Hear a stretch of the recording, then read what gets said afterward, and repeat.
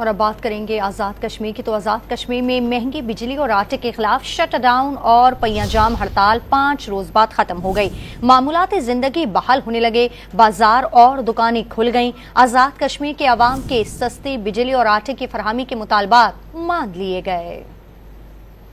آزاد کشمیر حکومت اور جوائنٹ عوامی ایکشن کمیٹی میں مذاکرات کامیاب۔ آزاد کشمیر میں 5 روز بعد پہیہ جام اور شٹر ڈاؤن ہڑتال ختم کرنے کا اعلان۔ عوامی ایکشن کمیٹی کے سستی بجلی اور آٹے کی فراہمی سمیت افسران کی مراعات میں کمی کے تینوں بنیادی مطالبات مان لیے گئے۔ عوامی ایکشن کمیٹی کے احتجاج کے دوران مرنے والے 3 نوجوانوں کے ورثاء کو قصاص کی ادائیگی کے مطالبے پر بھی حکومت نے سر تسلیم خم کیا، جہاں باق مظاہرین کو شہدائے تحریک عوامی حقوق کے نام سے یاد رکھا جائے گا۔ مظاہرین کے خلاف مقدمات ختم کر کے گرفتار افراد کی رہائی کے مطالبات بھی منظور کر لیے گئے۔ دونوں فریقین نے میر پور اور مظفر آباد میں پولیس تشدد کے جوڈیشل کمیشن کے ذریعے تحقیقات کر کے ذمہ داران کو قرار واقعی سزا دینے پر بھی اتفاق کیا۔ جوائنٹ عوامی ایکشن کمیٹی نے واضح کر دیا کہ آج دن 3 بجے تک جاں باق افراد کے سوگ میں شٹر ڈاؤن رہے گا۔ جوائنٹ عوامی ایکشن کمیٹی کی اپیل پر جاری لاک ڈاؤن پہیہ جام ختم کیا جاتا ہے۔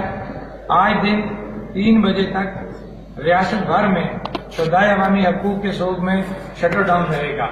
گزشتہ روز وزیر اعظم شہباز شریف نے آزاد کشمیر کے عوام کے لیے 23 ارب روپے کے ریلیف پیکج کا اعلان کیا تھا، جس کے بعد آزاد کشمیر حکومت نے آٹے اور بجلی کی قیمتوں میں کمی کا نوٹیفیکیشن جاری کیا تھا۔ ریلیف پیکج کے بعد 40 کلو آٹے کے نرخ 3100 سے کم کر کے 2000 روپے کر دیے گئے تھے۔ 100 یونٹ تک کے گھریلو صارفین کے لیے بجلی 3 روپے، 300 یونٹ تک 5 روپے اور 300 سے زائد پر بجلی کی قیمت 6 روپے فی یونٹ مقرر کی گئی۔ اعلیٰ حکومتی شخصیات کی مراعات کا اثر نو جائزہ لینے کے لیے جوڈیشل کمیشن قائم کرنے کی منظوری بھی دی گئی۔